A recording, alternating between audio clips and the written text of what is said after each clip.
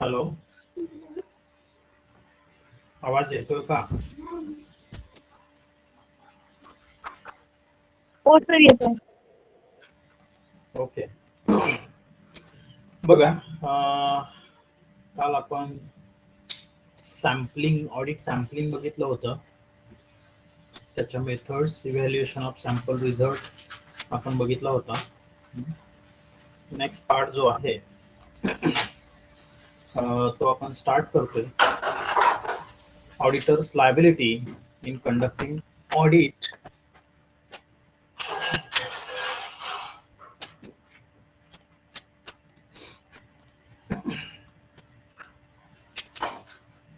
Screen दिसते का?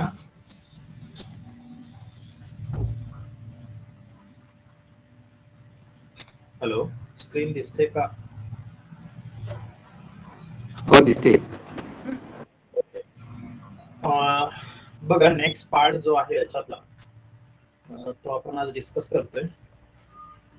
और नेक्स्ट पार्ट जो है वो है आपका auditors liability in conducting audit based on sample. Audit sampling अगर आपने किया, सैंपलिंग यानी क्या है, लेस देन 100% पॉपुलेशन को जब आप ऑडिट प्रोसेसेस फॉलो करेंगे तो उसे हम जनरली सैंपल्स ऑडिट सैंपलिंग कहते हैं। अगर ऐसे ऑडिटर करता है तो ऑडिटर की लायबिलिटी क्या है इसके बारे में? अगर फ्रॉड रहता है, एरर वैसे रहता है, तो ऑडिटर की लायबिलिटी क्या है? त्याची जबाबदारी काहीतरी असायला पाहिजे. काय असू शकते हे बघा. Auditor must adopt scientific method of selecting sample size. Scientific method आपको यूज करनी है अगर आपको सैम्पलिंग करना है. तो जैसे हमने स्टॅटिस्टिकल्स मेथड देखे कुछ, सिर्फ काही एक्झाम्पल म्हणून बघितलं, लक्षात घ्या. स्टॅटिस्टिकल मेथड ज्या आहेत तुम्ही सॅम्पलिंगसाठी बऱ्याच मेथड यूज करू शकता. तर सायंटिफिक मेथड्स त्यांनी जनरली यूज केल्या पाहिजे. Auditor must adopt scientific methods for selecting sample items. If required he should divide population in सब population. अगर उसे लगता है तो वो पॉपुलेशन जो है उसको सब पॉपुलेशन में डिवाइड कर सकता है. फॉर एग्जाम्पल, कल मैंने जो दिया था, आपने सैम्पलिंग के लिए सेल्स के ट्रांजेक्शन्स जो है वो लिए है, तो सेल्स में अगर आप सब डिवाइडेशन करेंगे तो टोटल आपके पूरे साल के ट्रांजेक्शन जो है वो 1000 ट्रांजेक्शन है. हे तुमचं पॉप्युलेशन झालं, लक्षात घ्या. मग या सेल मध्ये आपल्याला समजा सब डिवाइडेशन करायचं असेल तर काय करू शकतो आपण? कैश के सेल अलग आणि क्रेडिट के सेल अलग आप कर सकते हैं. दोनों में फिर से डिवाइड, मतलब आपका मेन पॉपुलेशन क्या है? Sales transaction 1000. फिर से उसमें आपने डिवाइडेशन किया कि कैश ट्रांजेक्शन अलग और सेल क्रेडिट ट्रांजेक्शन अलग. क्रेडिट ट्रांजेक्शन सपोज 400 है, कैश ट्रांजेक्शन 600 है. तो ये हो गया आपका सब पॉपुलेशन. अगर ऑडिटर को लगता है तो वो पॉपुलेशन जो है सब पॉपुलेशन में डिवाइड कर सकता है. Item selected in sample covers all type of transactions. सभी टाइप के ट्रांजेक्शन्स उसमें इंक्लूड होने चाहिए. Cash, credit, expenses, purchases, sales, सगळे जे काय असतील ते सगळ्या टाइपचे ट्रांजेक्शन त्याच्यामध्ये इंक्लूड असले पाहिजेत. Auditor is expected to take utmost care. उसको केयर थोड़ी सी लेनी पड़ेगी. And exercise due diligence while adopting audit samples. काळजीपूर्वक सॅम्पल जी आहे ती त्यांनी निवडली पाहिजे, लक्षात घ्या. he should use his skill to design a representative sample. हमने देखा है कि सैंपल जो है अगर आपका रॉन्ग सिलेक्ट हो गया तो रिजल्ट भी आपके रॉन्ग आ सकते हैं. एविडेंस से जो आप कलेक्ट करेंगे वो भी रॉन्ग आ सकते हैं. तो सैंपल जो है, सैंपल सिलेक्ट करने के लिए एक तो साइंटिफिक मेथड यूज करनी है और उसमें भी आपका स्किल यूज करना है. जो ऑडिटर है उसका स्किल जो है वो स्किल यूज करके सैंपल जो है, सैंपल आपको डिजाइन करना है. कितना सैंपल कहाँ से लेना है, किसमें से कितना सैंपल लेना है, कहाँ पे सैंपलिंग नहीं करना है, ये तो ऑडिटर का स्किल है. जो वो स्टडी करेगा आप क्लाइंट का, उसके बेसिस से उसको ये पता चलेगा कि कहाँ पे क्या है, कहाँ पे क्या, मतलब कहाँ पे एरर्स हो सकते हैं, कहाँ पे फ्रॉड हो सकते हैं. ये एक आइडिया, ओवरऑल आइडिया उसके पास होती है. तो उसका स्किल जो है, ऑडिटरचं आतापर्यंतचं जे स्किल असेल, त्यांनी जे काय अक्वायर केलेलं स्किल असेल ते स्किल यूज करून तो काय करणार आहे, ती सॅम्पल साईज जी आहे ती सिलेक्ट करणार आहे, सैम्पलिंग डिजाइन जो है ते तो तैयार करना है, लक्षात घ्या. अब देखिए लायबिलिटी क्या है ऑडिटर की. If auditor fails to adopt scientific selection of samples, देखिए इंपॉर्टेंट है, if auditor fails to adopt scientific selection of samples, or if he fails to take due care and exercise due diligence while adopting audit sampling audit adopting on samples, then he can be held responsible for negligence. अगर ऐसे prove होता है कि auditor ने scientific methods जो है वो sample selection के लिए नहीं यूज किए हैं, लक्षात घ्या, सैंपल सिलेक्शन के लिए आपने साइंटिफिक मेथड्स अगर यूज नहीं किया है, आपने ड्यू केअर यानी काळजीपूर्वक ज्याला म्हणतो आपण, काळजीपूर्वक नाही केलं असेल, एक्सरसाइज ड्यू डिलिजन्स काळजीपूर्वक निष्काळजीपणे समजा तुम्ही केलं असेल, हे प्रूव्ह होते, तुम्ही जे काम केलेलं आहे त्याच्यातून जर प्रूव्ह होत असेल, तो उस यहाँ पे ऑडिटर जो है उसने काम में नेग्लिजेंस किया है, जे तुम्ही काळजीपूर्वक काम केलं नाही, निष्काळजीपणा ज्याला म्हणतो आपण, नेग्लिजेंस म्हणजे काय, निष्काळजीपणा, ऑडिटर ने काम में नेग्लिजेंस किया है तो वो रेस्पॉन्सिबल है, अगर ये प्रूव होता है तो रेस्पॉन्सिबल है, वहां पे अगर एरर्स या फ्रॉड्स मिलते हैं तो।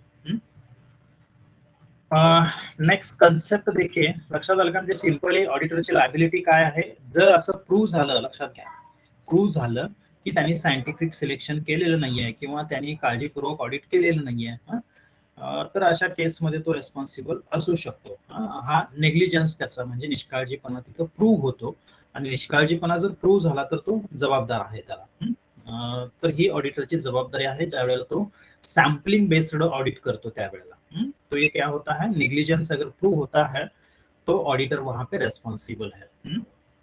नेक्स्ट कंसेप्ट जो है, देखिए इंटरनल कंट्रोल, जो हम बार बार देख रहे हैं, internal control, internal control, internal control कहाँ पे स्ट्रांग है, कहाँ पे वीक है, इस पे डिसाइड करेगा कि ऑडिट टेस्ट चेक करेंगे, सैम्पलिंग लेंगे, क्या है ये देखिए, accounting and auditing standards, AAS, जसे आपले अकाउंटिंग स्टँडर्ड्स आहेत तसे ऑडिटिंगचे स्टँडर्ड्स आहेत, लक्षात घ्या, तर AA6 जो डिफाइन करता है, क्या डिफाइन करता है, देखिए, the plan of organisation and all the methods and procedures adopted by the management of a concern to ensure the orderly and efficient conduct of its business। आपका बिजनेस जो है इफिशियंटली कंडक्ट करने के लिए, orderly और efficiently conduct करने के लिए जो प्लान मैनेजमेंट जो है वो अडॉप्ट करता है, उससे हम इंटरनल कंट्रोल सिस्टम कह सकते हैं।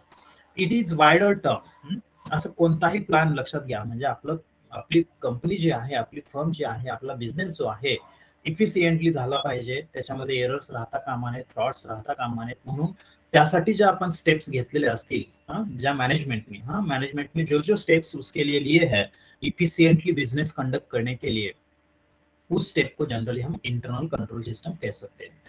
It is a wider term than internal check and internal audit. तो देखिए इंटरनल कंट्रोल सिस्टम जो है इंटरनल चेक और इंटरनल ऑडिट से वाइडर टर्म है, तो इंटरनल कंट्रोल सिस्टम का पार्ट है ये दोनों, इंटरनल चेक और इंटरनल ऑडिट सिस्टम जो है, ये दोनों जो है इंटरनल कंट्रोल सिस्टम के पार्ट है, तो मेन आपका जो है वो है इंटरनल कंट्रोल सिस्टम।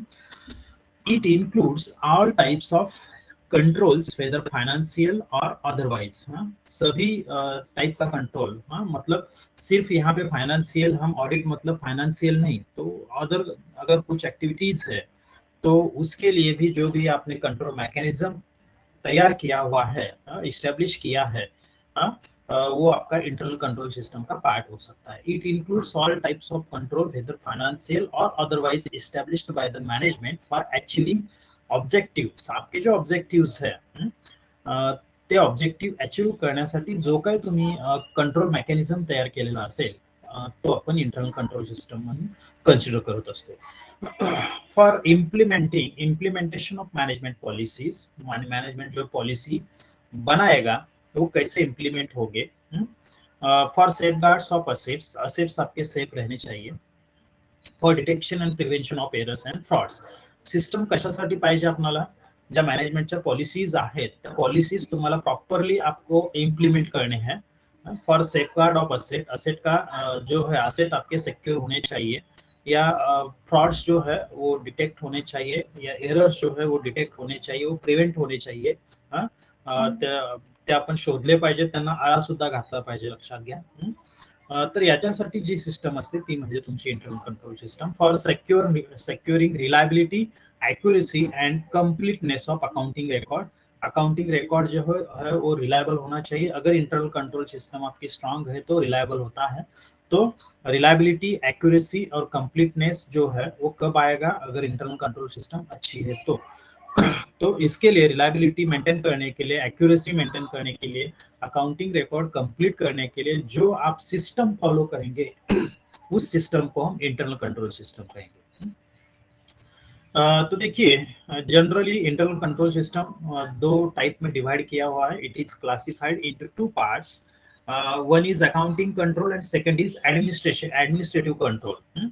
एक फक्त अकाउंटिंग कंट्रोल म्हणून क्लासिफाय केलेलं, दुसरं जे आहे ऍडमिनिस्ट्रेटिव्ह कंट्रोल, जो की ऍडमिनिस्ट्रेटिव्ह कंट्रोल यानी जैसे हमने देखा की मॅनेजमेंटची जी काही पॉलिसीज असतील त्या तुम्हाला इम्प्लिमेंट करायच्यात, लक्षात घ्या। तो एडमिनिस्ट्रेशन ग्राउंड पे जो आपने मैकेनिज्म तैयार किया हुआ है वो है एडमिनिस्ट्रेटिव कंट्रोल। और अकाउंटिंग जो है वो अच्छा होने के लिए, एक्यूरेट होने के लिए, रिलायबल होने के लिए, इन टाइम कंप्लीट होने के लिए जो आपने मैकेनिज्म डेवलप किया हुआ है वो अकाउंटिंग कंट्रोल में आएगा।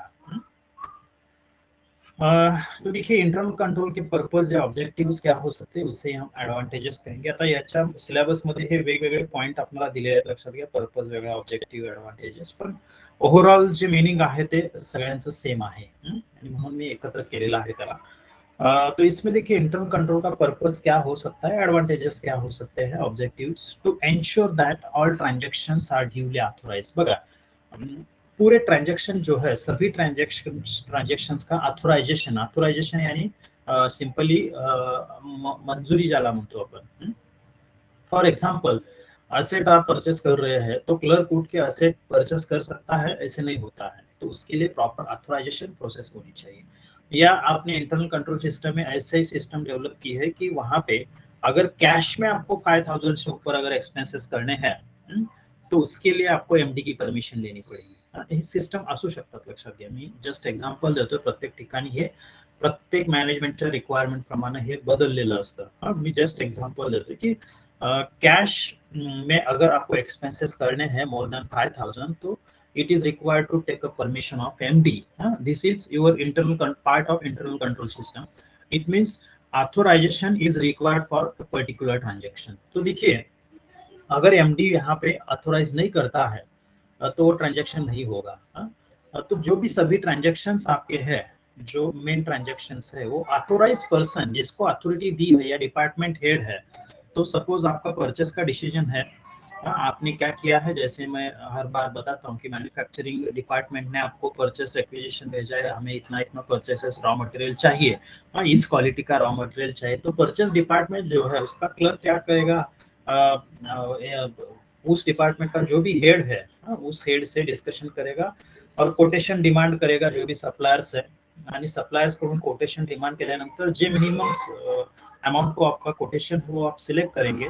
अब देखिए, ये कोटेशन सिलेक्ट करना हेड का काम है और इसके बारे में एमडी से जो है उससे आपको डिस्कशन करना है कि ये 3 कोटेशन हमें मिले हैं, इसमें से ये कोटेशन सबसे कम है, तीनों की क्वालिटी कैसी है, ये भी उसके साथ डिस्कस करना है।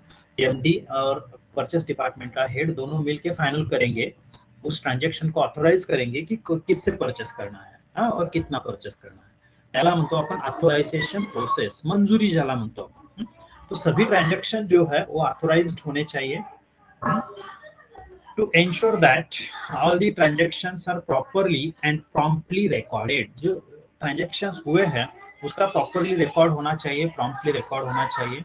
आज का ट्रांजैक्शन एक मंथ के बाद आप रिकॉर्ड नहीं कर सकते, तो ये प्रॉपर या प्रॉम्प्टली रिकॉर्ड हम नहीं कह सकते। फॉर एग्जांपल, हमने देखा है कि टीमिंग एंड लेडिंग का जो फ्रॉड होता है वो कैसे होता है, आप प्रॉपरली प्रॉम्प्टली रिकॉर्डिंग नहीं करते हैं। अप्रैल में मिली हुई कैश का आपने रिकॉर्डिंग अप्रैल में नहीं किया है, तो कैश आपने मई में रिकॉर्ड की है जब दूसरे से मिलती है, तो ये रेकॉर्डिंग जो है आपका प्रॉम्प्टली नहीं है। जे झालं ट्रान्झॅक्शन त्याच वेळेला रेकॉर्डिंग झालेलं आहे का, नाही झालं, लक्षात घ्या। त्याचं प्रॉपरली रेकॉर्डिंग होणं गरजेचं आहे। कॅपिटलचं कॅपिटल, रेव्हेन्यूचं रेव्हेन्यूला गेलं पाहिजे, लक्षात घ्या। मग इंटरनल कंट्रोल सिस्टम अगर आपकी अच्छी है तो ये रिकॉर्ड जो है प्रॉम्प्टली, मतलब जिस दिन ट्रांजैक्शन हुआ है उसी दिन उसका रिकॉर्डिंग हो सकता है, प्रॉपरली रिकॉर्डिंग उसका हो सकता है। To ensure that the assets are safeguarded, that is, there is no purchase or sale without proper authorization. Asset आपके सेफ है, सेफ रखने के लिए हम कह सकते हैं, क्योंकि जैसे मैंने बताया आपको कि रॉ मटेरियल परचेस कर रहे हैं तो ये प्रोसेस है, वैसे अगर असेट परचेस करनी है तो उसके लिए भी प्रोसेस रहेगी। मैनेजमेंट के बोर्ड ऑफ डायरेक्टर्स है, उसके मीटिंग में उसका रिझोल्यूशन पास करना, म्हणजे जी प्रोसेस आपण डिफाईन केलेली आहे ती लक्षात घ्या। असंही असू शकतं की फक्त एमडीच्या साईननी तुम्ही असेट परचेस करू शकताय, किंवा मॅनेजमेंटच्या ती आता डेव्हलप तुमच्या बँकेने किंवा तुमची जी कंपनी आहे त्या कंपनीने काय इंटरनल कंट्रोल सिस्टम जी आहे ती अडॉप्ट केलेली आहे त्याच्यावर डिपेंड आहे। फॉर एक्झाम्पल म्हणून मी हे सांगत आहे की सपोज एखाद असेट आपको परचेस करनी है, मशीनरी परचेस करनी है, तो मशीनरी परचेस करने से पहले उसका रिजोल्यूशन बोर्ड ऑफ डायरेक्टर्स की मीटिंग में पास होना चाहिए। ये ऑथोराइजेशन है, बोर्ड ऑफ डायरेक्टर्स ने अगर उसको आपको रिजोल्यूशन पास किया है और परमिशन दिया हुआ है तो ही मशीनरी आप परचेस कर सकते हैं या मशीनरी सेल कर सकते हैं। तो इसका प्रॉपर ऑथोराइजेशन होना चाहिए, तो ही हम कह सकते हैं कि assets are safeguard. To detect and prevent errors and frauds, अगर आपकी इंटरनल कंट्रोल प्रॉम्प्टली आप रिकॉर्ड करते हैं या प्रॉपरली रिकॉर्ड करते हैं तो अर्ली डिटेक्ट होता है फ्रॉड और एरर जो है, क्योंकि आपकी सिस्टम है। क्योंकि एमडी जब तक ऑथोराइज नहीं करेगा तब तक डिपार्टमेंट जो है डिपार्टमेंट वो एक्सपेंसेस नहीं कर सकता है। डिपार्टमेंट एक्सपेंसेस जर करत असेल, म्हणजे एखादी समजा purchase department raw material purchase करत असेल तर परचेस ऑर्डर द्यायचं काम फक्त परचेस डिपार्टमेंटचं आहे, लक्षात घ्या। ते मटेरियल रिसीव गोडाऊनला होणार आहे आणि गोडाऊन कीपर काय करेल, स्टोर कीपर जो है वो मटेरियल काउंट करेगा और बिल जो है बिल में जो मेंशन किया हुआ है उसी टाइप का मटेरियल है या नहीं है ये देखेगा। लक्षात येतं का बघा।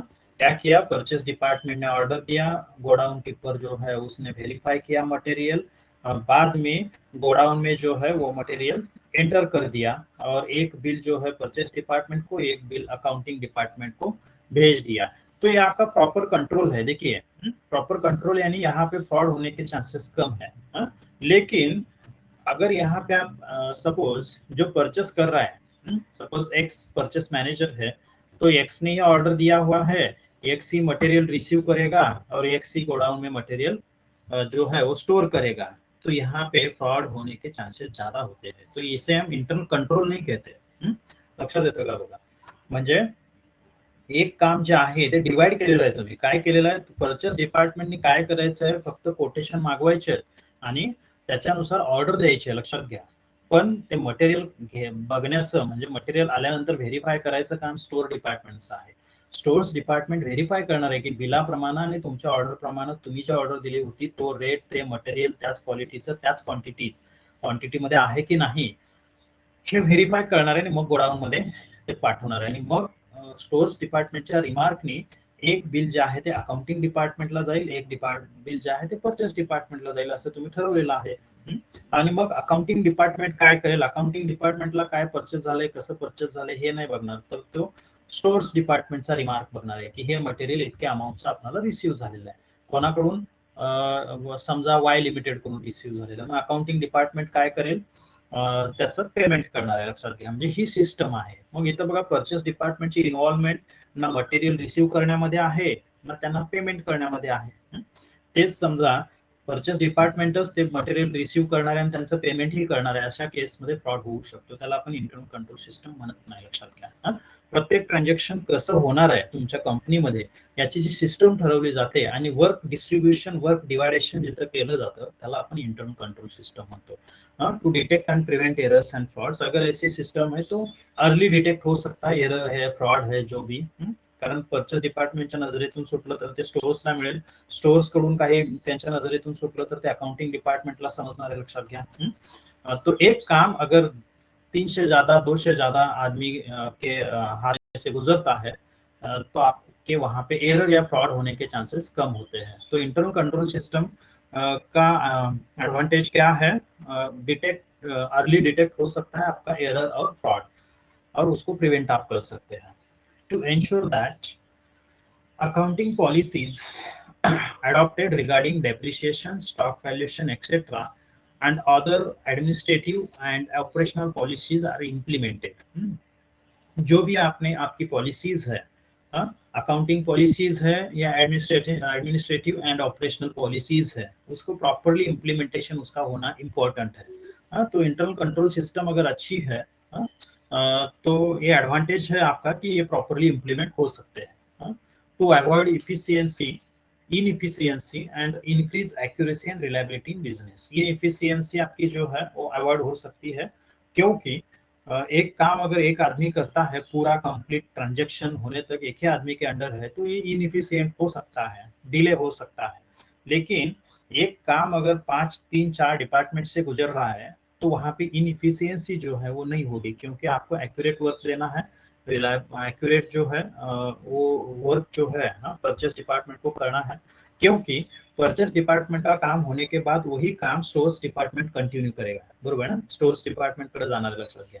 मग परचेसचं चुकलं तर स्टोर्सच्या लक्षात येणार आहे, आणि मग डिपार्टमेंट जे आहे ते इनइफिशियंट आहे किंवा तिथले लोक व्यवस्थित काम करत नाहीत हे नजरेत येणार आहे, लक्षात घ्या. त्यामुळं परचेस डिपार्टमेंट काम करतानाच काय करेल, व्यवस्थित करेल, कारण ते स्टोर्स कडे जाणार आहे. स्टोर्स वाले काय करतील, ते काम व्यवस्थित करणार आहेत, कारण तिथून पुढे त्यांना अकाउंटिंग डिपार्टमेंटकडे द्यायचे आहे. जी काही इन्फॉर्मेशन असेल, जे डॉक्युमेंटरी एव्हिडन्सेस आहेत, ते अकाउंटिंग डिपार्टमेंटला ट्रान्सफर करायचे आहेत, लक्षात घ्या. त्यामुळं इनइफिशियंसी असेल ती तुमची अवॉइड होऊ शकते, आणि एक्युरेसी जो है या रिलायबिलिटी जो है वो आपकी इंक्रीज हो सकती है. The final accounts are reliable and ready in time. Internal control system अगर आपकी अच्छी है तो आपके फाइनल अकाउंट्स जो है वो रिलायबल हो सकते हैं, क्योंकि वहां पे एरर्स और फ्रॉड्स जो है वो कम रहेंगे. हाँ, एरर नहीं रहेंगे ऐसा कुछ नहीं है, लेकिन एरर जो है वो कम रहेंगे. एखाद दुसरा एरर राहू शकतो, लक्षात घ्या. कारण चुका ज्या आहेत त्या होत असतात, नजर चुका ज्याला म्हणतो आपण. फ्रॉड तो अगर इंटरनल कंट्रोल सिस्टम स्ट्रांग है तो फ्रॉड होने के चांसेस बहुत ज्यादा कम होते हैं. तो फाइनल अकाउंट्स जो है प्रॉम्प्टली आपका रिकॉर्डिंग होता है, उसी दिन रिकॉर्डिंग करेंगे, प्रॉपरली रिकॉर्डिंग करेंगे, तो फाइनल अकाउंट फाइनल करने में कोई दिक्कत नहीं रहेगी. तो इन टाइम और रिलायबल फाइनल अकाउंट्स जो है आपके प्रिपेयर हो जाएंगे. To measure the effectiveness of business policies, वहां पे ऑफ है, to measure the effectiveness of business policies and to assist in achieving management objectives. Internal control system कशासाठी आहे, तुमच्या बिझनेस पॉलिसी ज्या आहेत त्या इफेक्टिव्हली तुमच्या होत आहेत की नाही, इम्प्लिमेंट होत आहेत की नाही, किंवा मॅनेजमेंटचे ऑब्जेक्टिव्ह जे आहेत ते मॅनेजमेंटचे ऑब्जेक्टिव्ह तुमच्या पॉलिसीज जर प्रॉपरली इम्प्लिमेंट झाल्या तरच मॅनेजमेंटचे ऑब्जेक्टिव्ह अचीव होणार आहेत, लक्षात घ्या. आपका ऑब्जेक्टिव है कि सेल इंक्रीज करना है, तो सेल्स इंक्रीज करना है या प्रॉफिट मैक्सिमाइज करना है, मैनेजमेंट का ऑब्जेक्टिव है. तो प्रॉफिट मैक्सिमाइज करने के लिए आपको सेल्स इंक्रीज करना है. सेल्स इंक्रीज करना है तो आपका प्रमोशन उतना अच्छा होना चाहिए. हाँ, आपको कस्टमर जो है, कस्टमर आपके प्रोडक्ट के बारे में अवेयर होने चाहिए, उसकी क्वालिटी अच्छी होनी चाहिए, आफ्टर सेल सर्व्हिस जो है वो अच्छी होनी चाहिए. आणि हे सगळ्या गोष्टी असतील तर तुमचं, म्हणजे एक सिंपल एक्झाम्पल म्हणून घेतलं, मॅनेजमेंटचं ऑब्जेक्टिव्ह आहे की प्रॉफिट मॅक्झिमायझेशन हे आपलं गोल आहे या वर्षी. प्रॉफिट जो आहे आपला तो वाढवायचा आहे अजून, आणि हे गोल प्रत्येक बिझनेसचं असतं, लक्षात घ्या. आणि हे जर तुम्हाला अचीव करायचं असेल तर तुमचा सेल वाढला पाहिजे. सेल वाढवायचा असेल तर कस्टमर तुमच्या प्रॉडक्टच्या बाबतीत तितके अवेअर पाहिजेत. कस्टमर्सना अवेअर करायचं असेल तर तुमची ऍडव्हर्टाइजमेंट तशी झाली पाहिजे. कस्टमर साठी कॅम्पेन तुम्ही राबवलं पाहिजे. फक्त तुमचं ऍडव्हर्टाइजमेंट झाली म्हणजे कस्टमर तुमचं प्रॉडक्ट ऍक्सेप्ट करतील का? नाही करणार आहेत, लक्षात घ्या. त्याच्यासाठी काय करावं लागेल तुम्हाला, तुमच्या प्रॉडक्टची क्वालिटी जी आहे ती इम्प्रूव्ह करावी लागेल. तुमच्या प्रॉडक्टचे फीचर्स जे आहेत ते तुमच्या कॉम्पिटिटरपेक्षा चांगले द्यावे लागतील. फक्त प्रॉडक्ट विकलं म्हणजे तुमचा विषय संपला असं आहे का? नाही, लक्षात घ्या. तर आपल्याला काय करावं लागणार आहे, आफ्टर सेल सर्विस जो है वो भी प्रोवाइड करनी है. कितनी क्विकली आप आफ्टर सेल सर्विस जो है, कुछ प्रॉब्लम हुआ तो कितनी देर में आप रिजॉल्व करते हैं, कितने दिनों में आप रिजॉल्व करते हैं, कितनी क्विकली रिजॉल्व करते हैं, ये पूरी बातें जो है ये ह्या सगळ्या गोष्टींचा परिणाम जो आहे तो होत असतो. तो एक गोल अगर मैनेजमेंट का अचीव करना है तो ये जो पूरी बिजनेस प्रोसेस है, बिजनेस पॉलिसीज है, ये प्रॉपरली इम्प्लीमेंट होनी चाहिए. और ये इम्प्लीमेंट करने के लिए इंटरनल कंट्रोल सिस्टम जो है वो आपकी अच्छी होनी चाहिए. तो आपके मैनेजमेंट के ऑब्जेक्टिव जो है अचीव करने के लिए इंटरनल कंट्रोल सिस्टम जो है ही खूप महत्वाची भूमिका बजावत असते, या उसका एडवांटेज है कि आपके मैनेजमेंट के ऑब्जेक्टिव जो है आप अचीव कर सकते हैं अगर इंटरनल कंट्रोल सिस्टम आपकी अच्छी है तो. नेक्स्ट देखिए, जो ऑडिटर है वो ऑडिटर रिव्यू लेता है इंटरनल कंट्रोल सिस्टम का. रिव्यू यानी एग्जामाइन करता है उसको. Review of internal control system. तो देखिए, auditor has to study and evaluate internal control system. Auditor को क्या करना है, स्टडी करनी है इंटरनल कंट्रोल सिस्टम आपके बिजनेस में क्या है, और उसको इवैल्यूएट करना है कि मैनेजमेंट बताता है कि ये ट्रांजैक्शन अगर परचेस करना है एक मशीनरी, तो पहले बोर्ड ऑफ डायरेक्टर्स में, मतलब जिस जहाँ पे मशीनरी चाहिए वहाँ वो क्या करेगा, बोर्ड ऑफ डायरेक्टर्स से एमडी को अप्रोच करेगा, एमडी क्या करेगा, बोर्ड ऑफ डायरेक्टर्स की मीटिंग में वो जो भी रिजोल्यूशन है वो पास करके रहेगा, उसके बाद में परचेस डिपार्टमेंट को जाएगा, डिपार्टमेंट वेरीफाई करेगा अलग अलग प्राइसेस, और बाद में मशीनरी परचेस होगी। तो मशीनरी परचेस होने के बाद उसका वेरिफिकेशन होगा और बाद में अकाउंटिंग डिपार्टमेंट पेमेंट करेगा। ये प्रोसेस आपने डेवलप की है, तो ऑडिटर ये स्टडी करेगा कि ये जो है एक्चुअल में ऐसे होता है या नहीं होता है। किंवा मगाशी जे आपण परचेसचं उदाहरण बघितलं, रॉ मटेरियल परचेस करते हैं, तो रॉ मटेरियल परचेस करने के लिए पहले क्या करेगा, मॅन्युफॅक्चरिंग डिपार्टमेंट या प्रोडक्शन डिपार्टमेंट जो आहे तो तुमचं काय करेल, परचेस डिपार्टमेंटला ऑर्डर पाठवेल, परचेस डिपार्टमेंट कोटेशन डिमांड करेल आणि त्याच्यानुसार मग तो कोणाला ऑर्डर द्यायची हे ठरवेल। ऑर्डर दिल्यानंतर गोडाऊन मध्ये येईल, गोडाऊन कीपर व्हेरीफाय करेल, मग अकाउंटिंग डिपार्टमेंट कडे जाईल, अकाउंटिंग डिपार्टमेंट पेमेंट, ही प्रोसेस ठरलेली आहे तुमची। पण मग ऑडिटर काय करेल, प्रत्यक्षात हे असं आहे का हे बघण्याचं काम कोणाचं आहे, ऑडिटरचं आहे, कि प्रत्यक्षात फक्त ही सिस्टम सिर्फ डेवलप की है, कागजों पर है, कागजों पर ही दिसतं कि सिस्टम डेवलप हुई है, आपने मेंशन किया हुआ है, लेकिन एक्चुअल में ऐसे काम ही नहीं होता है। ऐसे हो सकता है सिर्फ क्या करता है manufacturing department directly purchase department को ऑर्डर देता है और पूरा काम जो है वो परचेस डिपार्टमेंट करता है पेमेंट तक, असं होऊ शकतं, लक्षात घ्या। तो एक्चुअल में वो इंटरनल कंट्रोल सिस्टम एग्जिस्ट है या नहीं है, ये ऑडिटर को चेक करना है। तो उसको क्या करेगा, पहले स्टडी करेगा और उसका इवैल्यूएशन करेगा। he should satisfy himself that the accounting system is adequate। Accounting system जो है वो प्रॉपर है या नहीं है, प्रॉम्प्टली रिकॉर्डिंग होता है, इन टाइम रिकॉर्डिंग होता है, और ठीक तरह से उसका मतलब रिकॉर्डिंग होता है या नहीं होता है, ये ऑडिटर क्या करेगा, पहले देखेगा, उसको सेटिस्फाई करेगा, और बाद में बाकी प्रोसेस जो है ऑडिट की कौन सी यहाँ पे फॉलो करनी है ये डिसाइड करेगा। He should review internal control system and find out the basis on which the controls and procedures laid down by the management। काय करेल, तो इंटरनल कंट्रोलचा रिव्ह्यू घेत असताना कोणत्या बेसिसवरती ही मॅनेजमेंटनी प्रोसिजर जे आहे किंवा इंटरनल कंट्रोल सिस्टम जे आहे ती इम्प्लिमेंट केलेली आहे किंवा डेव्हलप केलेली आहे, याचा स्टडी पण त्याला करावा लागेल। He should find out where internal control is strong and where the internal control system is weak. तो देखिए, इसके लिए ऑडिटर क्या करेगा, एक हर ट्रांजेक्शन जो है स्टार्ट टू एंड तक उसका चेकिंग करेगा। स्टार्ट टू एंड तक मतलब रॉ मटेरियल का परचेस रिक्विजिशन टू उसका पेमेंट तक, ये ट्रांजैक्शन कैसे गया है, कहाँ से गया है, और इस पे किस किस रिस्पॉन्सिबल अथॉरिटी की साइन है, हे पूर्ण ट्रांजॅक्शन कसं झालेलं आहे हे तो एक्झामाइन करेल, लक्षात घ्या। त्यावेळेला त्याच्या लक्षात येणार आहे की कुठं वीक आहे आणि कुठं स्ट्रॉंग आहे, म्हणजे काही ट्रांजॅक्शन्स असं तो इन डिटेल बघणार आहे, लक्षात घ्या। ट्रांजॅक्शनची सुरुवात कुठं झाली आणि ट्रांजॅक्शनचा एंड कुठं झाला, आणि या प्रोसेसमध्ये जी तुम्ही ते सिस्टम डेव्हलप केलेली आहे त्या सिस्टम प्रमाणे हे ट्रांजॅक्शन झालेलं आहे की शॉर्टकट मध्ये तुम्ही ट्रांजॅक्शन केलेलं आहे। जसं मी मगाशी सांगितलं की परचेस डिपार्टमेंटनी सगळं केलेलं आहे, परचेस डिपार्टमेंटनी ऑर्डर दिल्या, परचेस डिपार्टमेंटनीच मटेरियल रिसीव्ह केलं, त्यांनी स्टोअर डिपार्टमेंट मध्ये पाठवलं, त्यांनीच मॅन्युफॅक्चरिंग डिपार्टमेंटला पाठवलं आणि पेमेंट सुद्धा त्यांनीच केलं। पण कागदावरती काय दिसतं तुमचं, कागदावरती दिसतं कि मैन्युफैक्चरिंग डिपार्टमेंट परचेस को बताएगा, परचेस सिर्फ ऑर्डर देने के बाद स्टोर्स को बताएगा, स्टोर्स मैन्युफैक्चरिंग को मटेरियल सेंड करेगा, और बिल और जो भी मटेरियल वेरिफिकेशन का जो भी रिपोर्ट है वो अकाउंटिंग डिपार्टमेंट को देगा, और उसके बेसिस से अकाउंटिंग डिपार्टमेंट पेमेंट। ये प्रोसेस डेवलप किया हुआ है, लेकिन वैसे नहीं होता है। तो आप कहेंगे कि परचेस के बारे में आपकी इंटरनल कंट्रोल सिस्टम वीक है, असं आपण म्हणू शकतो, लक्षात घ्या। Auditor can review internal control system by using questionnaire use करके भी आप इंटरनल कंट्रोल सिस्टम के वीकनेसेस कहाँ पे है ये आप देख सकते हैं। Auditor also obtain flow chart of administration, हे आपण बऱ्याचदा बघितलेलं आहे, administration procedure manual checklist and discussion with manager. तो फ्लो चार्ट जो है एडमिनिस्ट्रेशन का उसको ऑब्टेन करना है, एमडी के नीचे कौन कौन आता है याला आपण फ्लो चार्ट म्हणतो। बोर्ड ऑफ डायरेक्टर्स, उसके बाद में एमडी के बाद suppose purchase manager, HR manager, HR manager के बाद सपोज वहाँ का जो भी अकाउंटंट है कोण असेल तो, म्हणजे फ्लोचार्ट तुमचा ऍडमिनिस्ट्रेशनचा कसा आहे, प्रोसिजर्स तुमच्या कशा चालतात, या सगळ्या गोष्टी ज्या आहेत या सगळ्या गोष्टी त्यांनी ऑडिटरनी बघितल्या पाहिजेत.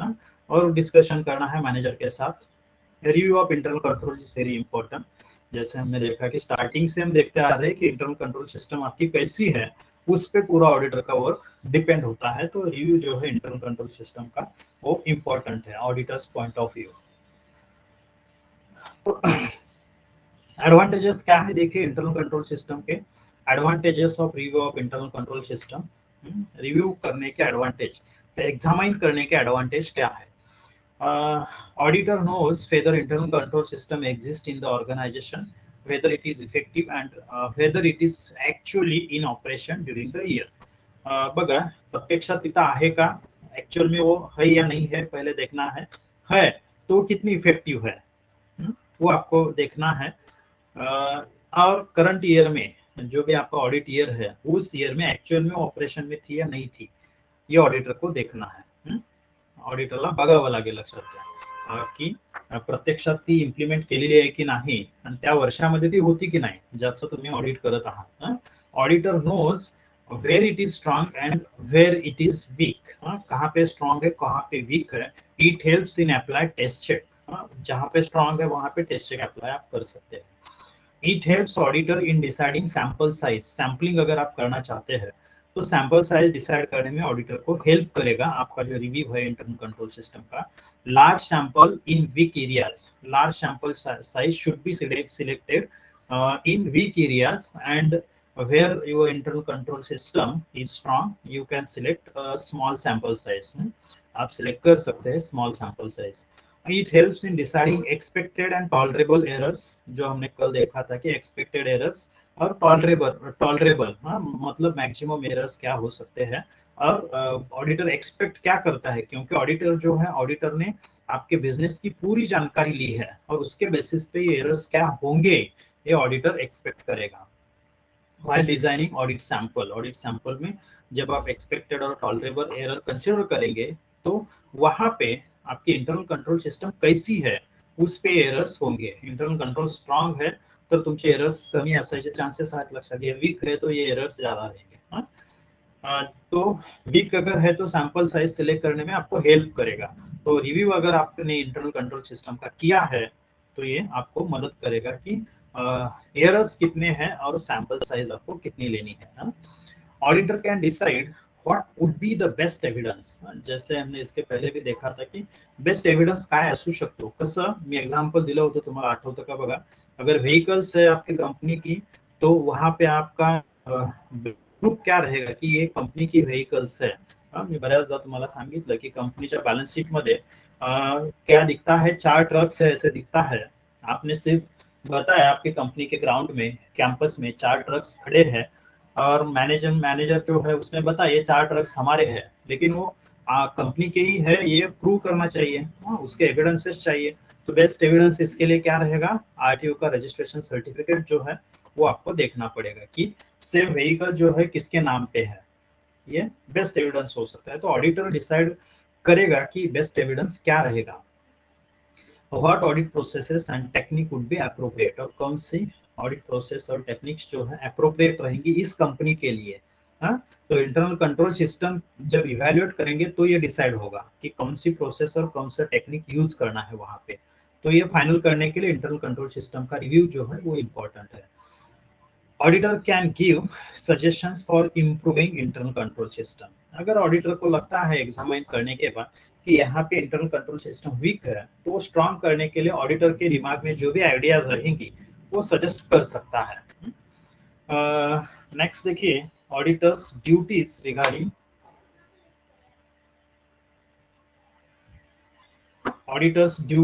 Regarding internal control.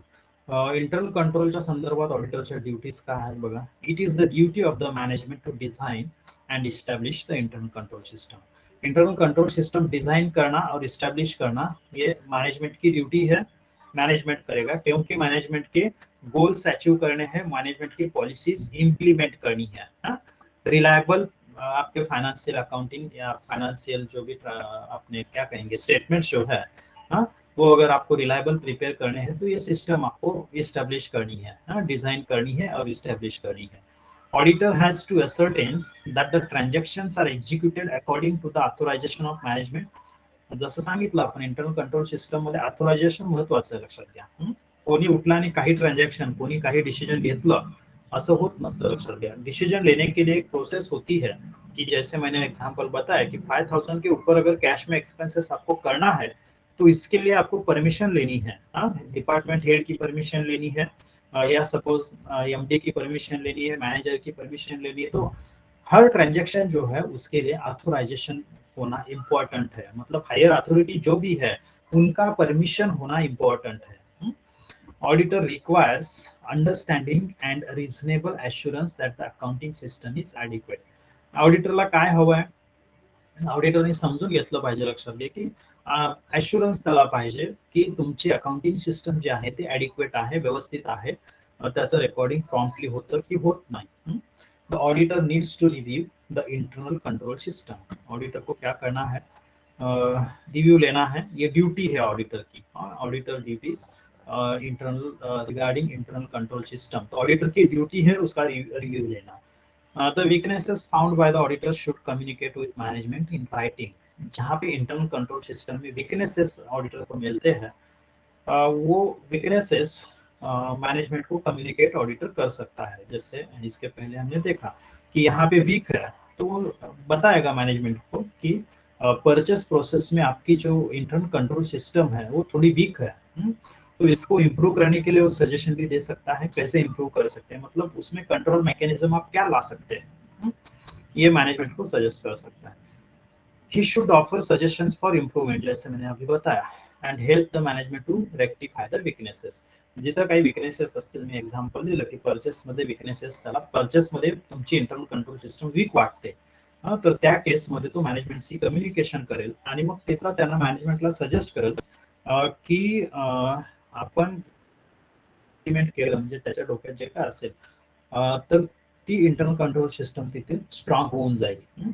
तो ऐसे वो क्या कर सकता है, सजेशन दे सकता है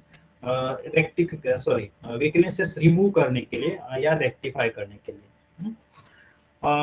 तो देखिए inherent limit of internal control system, क्या लिमिटेशन्स आहे, इनहेरेंट लिमिटेशन्स ज्याला आपण अंगभूत म्हणतो, ज्याच्यावरती आपण मार्क करू शकत नाही. Inherent internal control system may not be effective due to wrong judgement. आपका अगर जजमेंट रॉन्ग है, यानी मैनेजमेंट का, लक्षात घ्या, मैनेजमेंट का, तो मैनेजमेंट का जजमेंट अगर रॉन्ग गया तो इंटरनल कंट्रोल सिस्टम इफेक्टिवली जो है वो इम्प्लीमेंट नहीं हो सकती. या सपोज एम्प्लॉय जो है वो केअरलेस है, मॅनेजमेंट काय सांगते सांगू द्या, आपल्याला काय करायचं नाही, आपण आपल्या पद्धतीनं काम करू, असं जर एम्प्लॉयचा ॲटिट्यूड असेल, यानी एम्प्लॉय जो है आपके केयरलेस है, तो इंटरनल कंट्रोल सिस्टम जो है वो इफेक्टिवली इम्प्लीमेंट नहीं हो सकती वहां पे. तो ये लिमिटेशन है.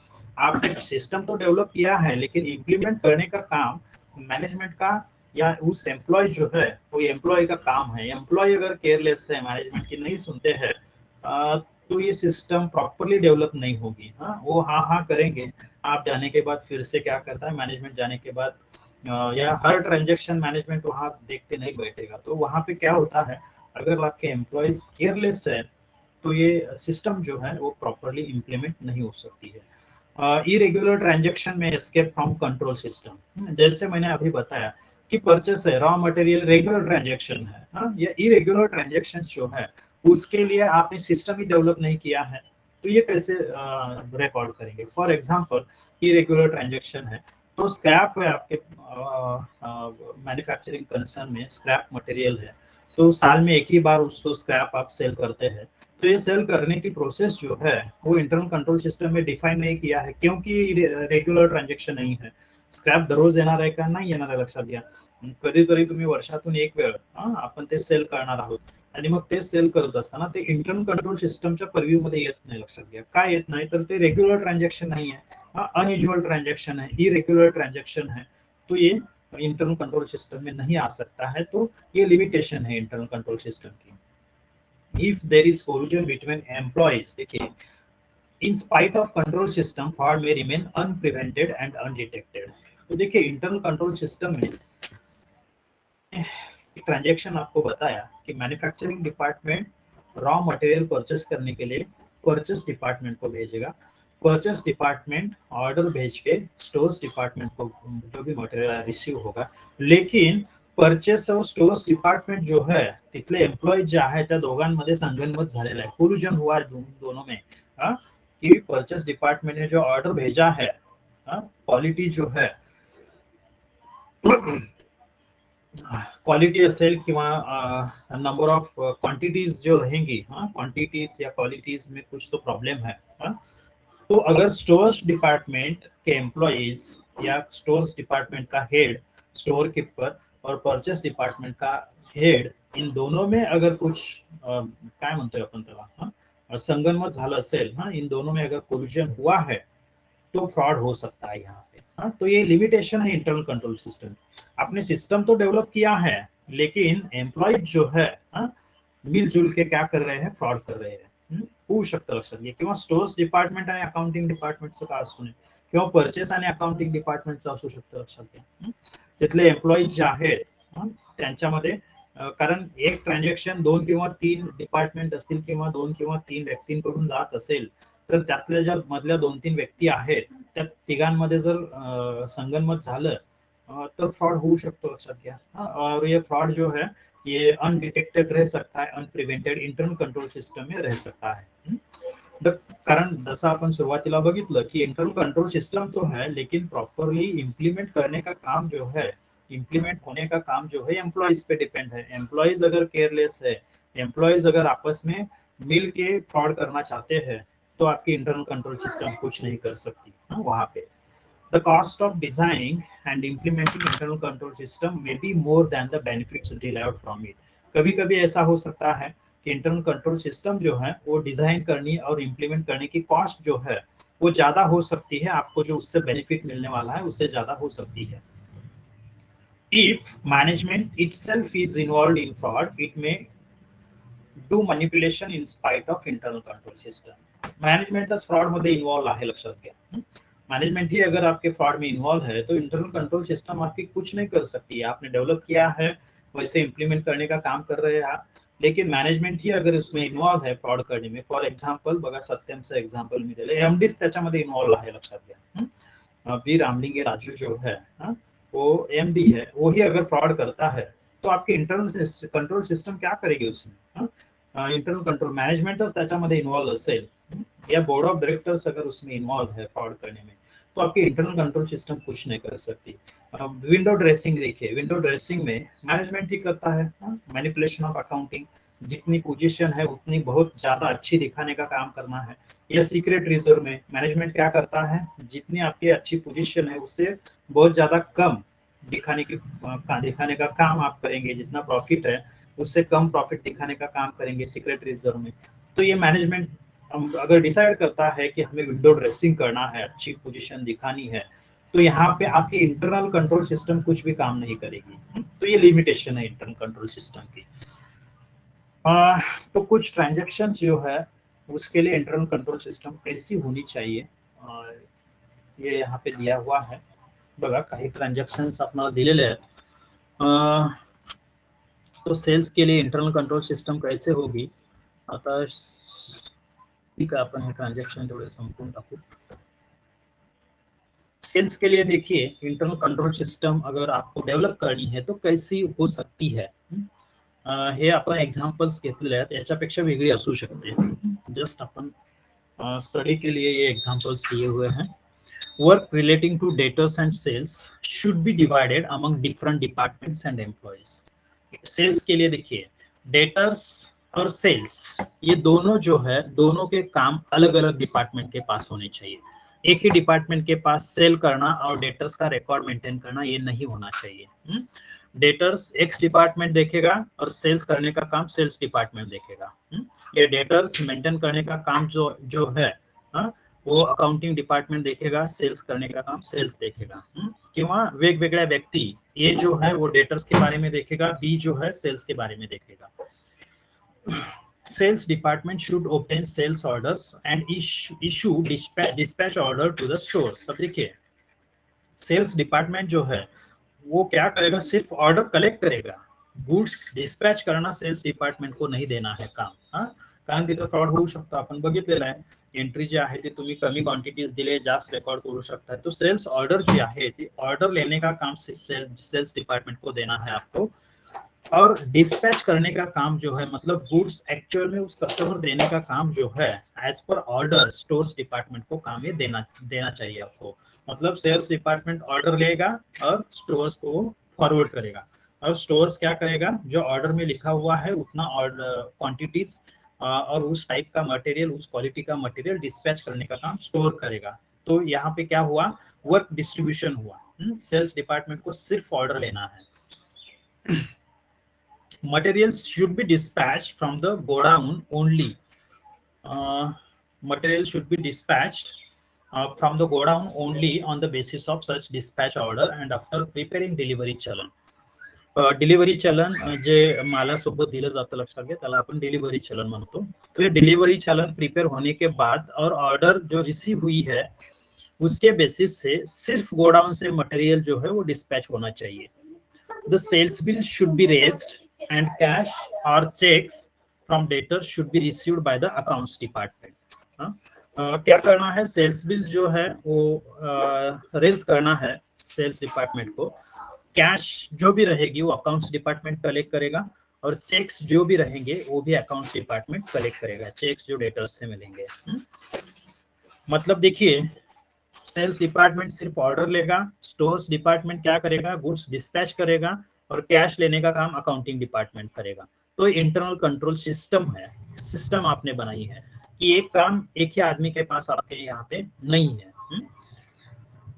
All the vouchers should be prepared by the different persons. पूरे वाउचर्स जो है सेल्स रिलेटेड अलग अलग पर्सन ने करने चाहिए. Duties of the employee should be rotated.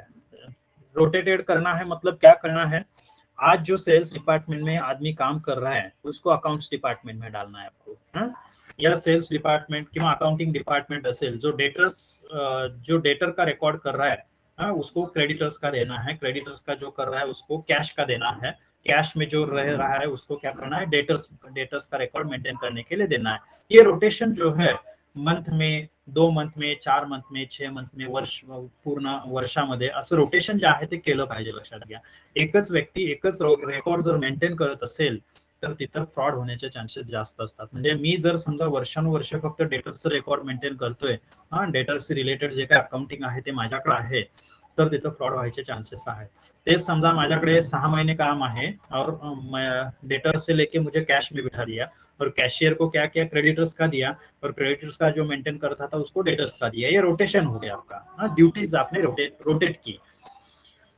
The sales staff और store keeper should not have access to the books of accounts. Store keeper को क्या होना चाहिए, बुक्स ऑफ अकाउंट्स का एक्सेस नहीं होना चाहिए. लक्षात घ्या, सेल्स स्टाफ जो आहे, सेल्स स्टाफ किंवा स्टोर कीपर जो आहे त्याला अकाउंट्स बुकचा ऍक्सेस असायला नको पाहिजे. तो त्याच्यामध्ये काही करप्शन करता कामा नये किंवा ते त्याला मिळता कामा नये. लक्षात घ्या, सच एज सेल्स जर्नल और लेजर. मतलब सेल्स डिपार्टमेंट का काम क्या है, देखिए सिर्फ ऑर्डर लेने का काम करेगा सेल्स डिपार्टमेंट. अकाउंटिंग डिपार्टमेंट जो है उसका अकाउंटिंग करेगा. अकाउंटिंग कोण करणार आहे, अकाउंटिंग डिपार्टमेंट. कोणाला सेल केला, किती सेल केला, किती क्वांटिटीचा केला, हे जर्नल एंट्री करेल, त्याचं लेजर पोस्टिंग करण्याचं काम अकाउंटिंग डिपार्टमेंट करणार आहे. आणि स्टोर्स डिपार्टमेंटचं काम काय आहे, फक्त गुड्स डिस्पॅच करण्याचे. मग बघा, स्टोर्स डिपार्टमेंट किंवा स्टोर कीपर आणि सेल्सचा जो कोण असेल त्यांना अकाउंटिंगचे जे काय तुमचे बुक्स ऑफ अकाउंट्स आहेत त्याचा ऍक्सेस असता कामा नये, ते त्यांना बघता येऊ नयेत. लक्षात घ्या. तर हा सेल्सच्या बाबतीत इंटरनल कंट्रोल सिस्टम ही अशी असू शकते, याच्यापेक्षा वेगळी पण असू शकते, पण एक आपण इन जनरल मेथड काय असते हे बघण्यासाठी आपण घेतलेलं. लक्षात घ्या. नेक्स्ट देखिए, याच्यामध्ये पुढचा पार्ट बघा. All the challans and vouchers should be recorded in the books immediately. Simple आहे, आपण यापूर्वी बऱ्याचदा बघितलं की प्रॉम्प्टली रेकॉर्डिंग जो है होना चाहिए.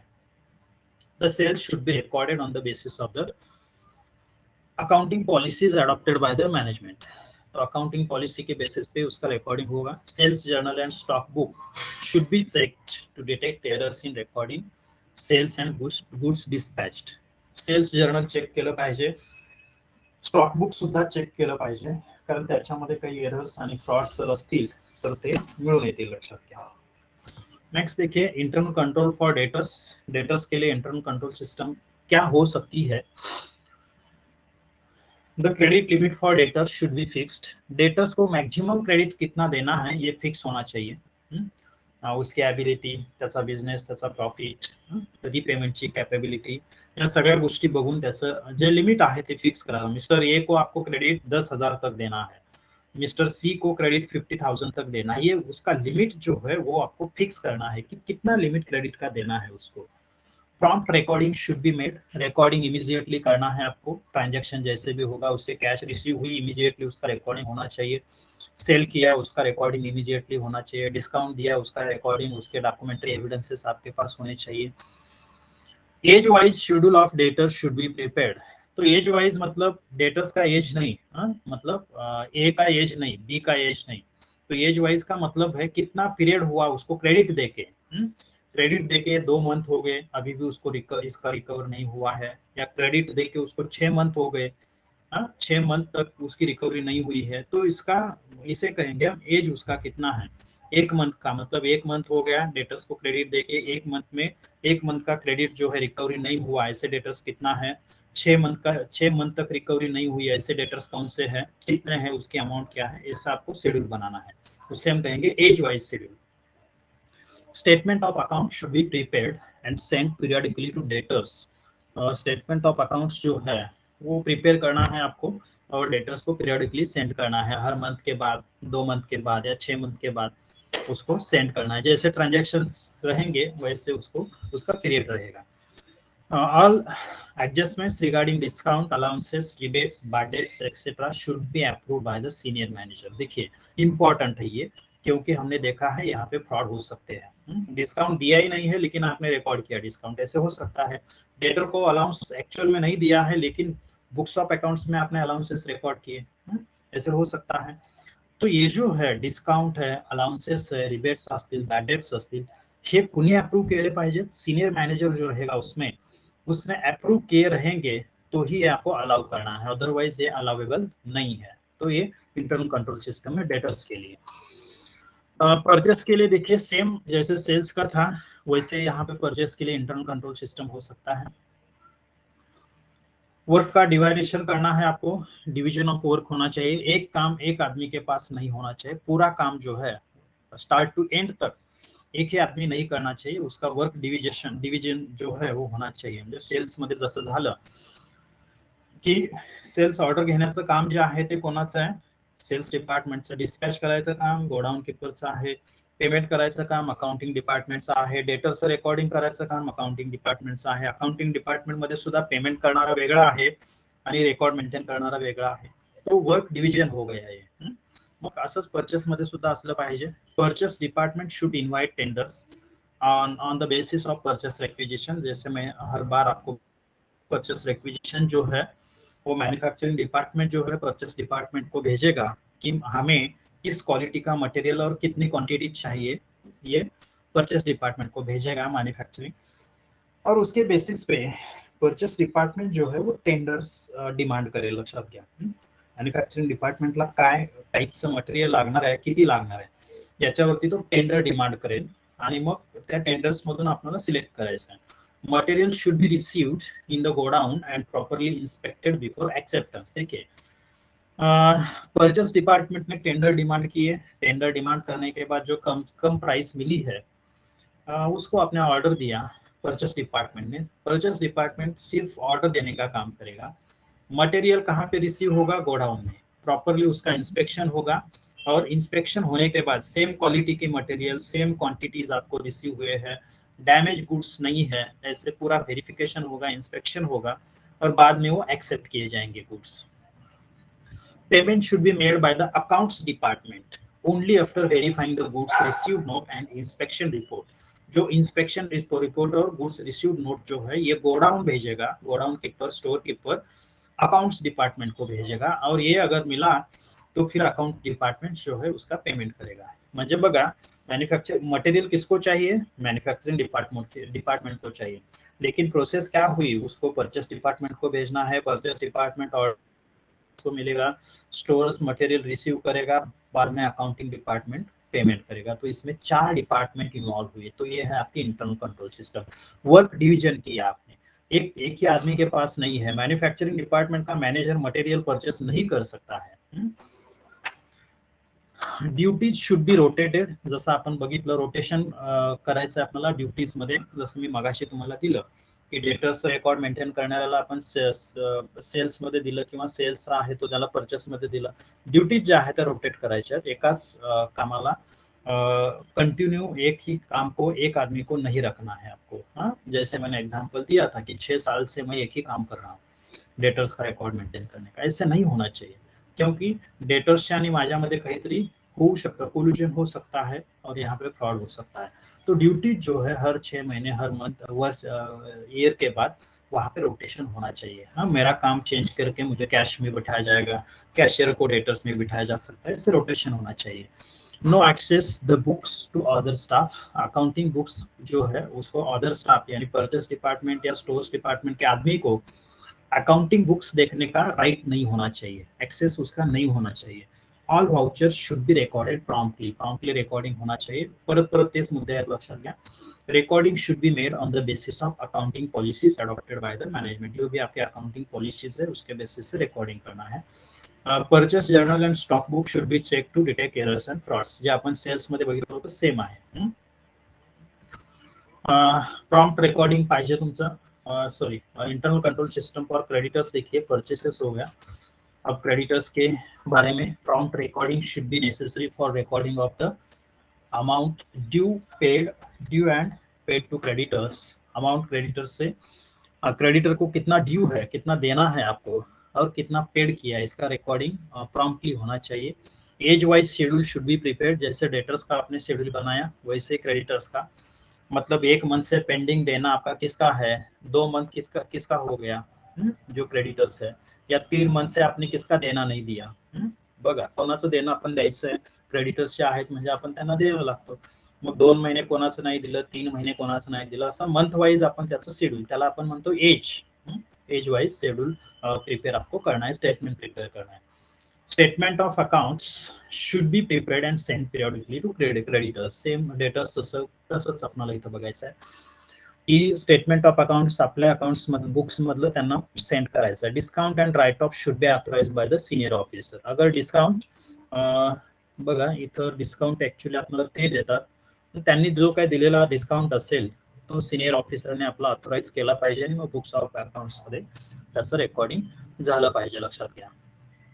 बघा, सॅलरी आणि वेजेस तेवढा आहे, आपण संपू आणि मग थांबू। Internal control for salaries and wages, तो सैलरीज और वेजेस जो है इसके लिए इंटरनल कंट्रोल सिस्टम जो मैंने बताया था सत्यमचा फ्रॉड, तो याच्या रिलेटेड होता, लक्षात घ्या। काही पार्ट जो है फ्रॉडचा तो वेजेस से रिलेटेड होता। जैसे मैंने बताया कि उन्होंने क्या किया, एम्प्लॉयज जो है वो ज्यादा दिखाए थे। तो याच्या संदर्भात इंटरनल कंट्रोल सिस्टम कैसी होंगी, देखिए। Procedures should be let down for appointment of workers, worker appoint करने की प्रोसीजर जो है वो आपको फाइनल करनी है, कैसे आप वर्कर को अपॉइंट करेंगे। एडवर्टाइजमेंट देंगे, उनकी इंटरव्यू लेंगे, उनके एग्जामिनेशन लेंगे, कौन एग्जामिनेशन लेगा, इंटरव्यू कौन लेगा, ये प्रोसेस जो है वो पूरी डिफाइन होनी चाहिए आपकी। There should be clear terms of employment, employment के जो आपके टर्म्स एंड कंडीशंस है वो आपके क्लियर होने चाहिए। उसका रिटायरमेंट कब होगा, आपको निकाल कब दिया जाएगा, जे तुमच्या कंडिशन्स टर्म्स काय असतील, तुमची नोकरी कशी असेल, सर्व्हिस कैसी होगी, रिटायरमेंट कब होगी, और आपका रिमूवल कब हो सकता है, म्हणजे तुम्हाला कधी काढून टाकलं जाऊ शकतं, या संदर्भातल्या टर्म्स कंडिशन्स तुमच्या फायनल असल्या पाहिजे, लक्षात घ्या। Procedure should let down as to how to prepare wages और सैलरी शीट, वेजेस और सैलरी शीट कैसे प्रिपेयर करनी चाहिए, इसके लिए भी प्रोसीजर होनी चाहिए। Proper recording should be made of number of hours work every day, generally workers के लिए है ये, कितने आवर्स आपने वर्क किया, आपने कितना लीव टेकन यानी रजा अपन किती घेतल्या, आपको अलाउंसेस कौन से मिलते हैं, डियरनेस अलाउंस है, हाउस रेंट अलाउंस है, कन्व्हेन्स अलाउंस है, या ट्रॅव्हलिंग अलाउंस है, वेगवेगळे अलाउंसचे टाइप्स असतात, लक्षात घ्या। आपण नेक्स्ट इयरला आपण तुम्ही कॉस्टिंग मध्ये बघणार आहात, लेबर कॉस्टिंग मध्ये. तर ते अलाउंसेस जे आहेत ते कोणकोणते तुम्हाला देय आहेत, कौन कौन से अलाउंसेस आपको अलाउेबल है. ओवर टाइम जो है, over time generally normal rate से ज्यादा पेड करते हैं, तो ओवर टाइम वर्क अगर आपने किया है तो उसका रिकॉर्डिंग होना चाहिए. जो डिडक्शन्स हुए हैं आपके, डिडक्शन म्हणजे टोटल ग्रॉस सैलरी आणि नेट सैलरी याच्यामध्ये फरक असतो, लक्षात घ्या. ग्रॉस सैलरी अलग होती है और उसमें से डिडक्शंस होते हैं आपके, और डिडक्शंस होने के बाद आपको नेट सैलरी, इनकम टैक्स का डिडक्शन रहेगा, प्रोविडेंट फंड का डिडक्शन रहेगा, और डिडक्ट करने के बाद आपको नेट सैलरी मिलती है. फॉर एग्जाम्पल 1 लाख आपकी सैलरी है, तो उसमें से इनकम टैक्स 10,000 डिडक्ट हो गया, और सपोज प्रोविडेंट फंड 10,000, ऐसे 20,000 आपसे डिडक्ट हो गए, तो 80,000 आपको सैलरी मिलेगी. ग्रॉस सैलरी एक्चुअल कितनी है? 1 लाख पूरे अलाउंसेस मिला के, ओवर टाइम मिला के, लेकिन एक्चुअल हाथ में आपके कितने आती है? 80,000. तो उसे हम नेट सैलरी कहते हैं. There should be different person for keeping records. Record keeping साठी वेगवेगळे पर्सन असले पाहिजे. Preparation of wage sheet, salary sheet जो भी है त्याच्यासाठी वेगळा माणूस असला पाहिजे, आणि पेमेंट साठी वेगळा. तो यहाँ पे 3 आदमी यहाँ पे मिनिमम होने चाहिए. रिकॉर्ड कीपिंग के लिए अलग, वेज शीट प्रिपेयर करने के लिए अलग, और उसका पेमेंट करने के लिए अलग पर्सन होना चाहिए. Senior officer should be checked and must be signed the salary sheet before payment. Payment करने से पहले सीनियर ऑफिसर जो है उसने चेक करके वहां पे साइन करनी चाहिए. Wages and salary should be paid by cheque और credited to employees bank account. Generally cash में नहीं देना चाहिए, चेक उनको देना है, या तो बैंक उनको डायरेक्टली उनके बैंक अकाउंट में क्रेडिट करना चाहिए. आता बघा जनरली बऱ्यापैकी सॅलरी जे आहेत किंवा वेजेस जे आहेत ते कंपन्यांमध्ये, बँकांमध्ये, कुठेही तुम्ही जा, बऱ्यापैकी ऑर्गनायझेशन्स मध्ये बँक अकाउंटला क्रेडिट केल्या जातात. Wages and salary register should be maintained, म्हणजे रजिस्टर चाहिए. Signature on the salary register, salary register और त्याच्या सह्या असल्या पाहिजे. If required, revenue stamp should be affixed. Revenue stamp देखिए 5,000 के ऊपर अगर आपकी सैलरी है तो वहाँ पे रेवेन्यू स्टैम्प आपको लगता है. द डेट ऑफ अपॉइंटमेंट, कधी तुमची अपॉइंटमेंट झाली, इन्क्रीमेंट कधी असेल. इंक्रीमेंट साल की इंक्रीमेंट जो होती है, हर साल आपका 1%, 2% बेसिक सैलरी जो है उसमें इंक्रीज मिलता है, इंक्रीज होता है. तो देखिए ये इंक्रीमेंट की डेट क्या है, स्केल ऑफ पे. पे स्केल म्हणजे बघा, तुम्ही ऍडव्हर्टाइजमेंट आता बघत असाल की पे स्केल काय असतो. सपोज 73,100 टू 1 लाख ये आपका पे स्केल है. पे स्केल असतो, यानी जब आप ज्वाइन होंगे तो आपकी बेसिक सैलरी रहेगी 73,100, और उस पे आपको अदर अलाउंसेस मिलेंगे. तो उस पे 10% डीए, 10% एचआरए असं त्याचं कॅल्क्युलेशन असतं, लक्षात घ्या. Extra payment for overtime, bonus, commission etcetera properly authorise by responsible person. जो भी एक्स्ट्रा पेमेंट उनको एम्प्लॉयज को आप देने वाले हैं, उसका रेस्पॉन्सिबल पर्सन ने ऑथोराइज करना चाहिए. बोनस है, उसको ओव्हर टाइम देना है, उसका कमिशन है, तर हे रेस्पॉन्सिबल जी कोण अथॉरिटी असेल त्याने ऑथोराइज केलेलं पेमेंट असलं पाहिजे, लक्षात घ्या. Employees should be encourage to go on holiday leave at least once in a year. Holiday leave होती म्हणजे सुट्टीच्या रजेवरती जायला त्याला कंपल्सरी केलं पाहिजे वर्षातून किमान एकदा तरी. Their duties should be changed by rotation. Same जसं मी रोटेशन मगाशी सांगितलं त्या पद्धतीने रोटेशन मध्ये ड्युटीज तुमच्या चेंज झाल्या पाहिजे. Unpaid salaries and wages should be deposited in bank immediately under the head unpaid salary or wages. काही पगार समजा दिले नसतील तुम्ही, सॅलरी तो काही रिझन्स असतील त्याचे, सॅलरी तुम्ही थांबवून ठेवली एखाद्याची, तर ती जी आहे अनपेड सैलरी या वेजेस होंगी, तो अनपेड सैलरी अकाउंट आपको बैंक में खोलना है, और उसमें आपको ये सैलरी जो है, जिसको आपने सैलरी नहीं दी है, उसकी सैलरी अनपेड सैलरी अकाउंट को डिपॉझिट करनी है. तो हे बघा, काही आपण इंटरनल कंट्रोल सिस्टम कसं असू शकतं हे बघितलं, आणि या टॉपिकचा लास्टचा पार्ट इंटरनल चेक सिस्टम आहे. तो आपण नेक्स्ट लेक्चरला बघू. ओके, इथपर्यंत काय कोणाला डिफिकल्टी आहे का?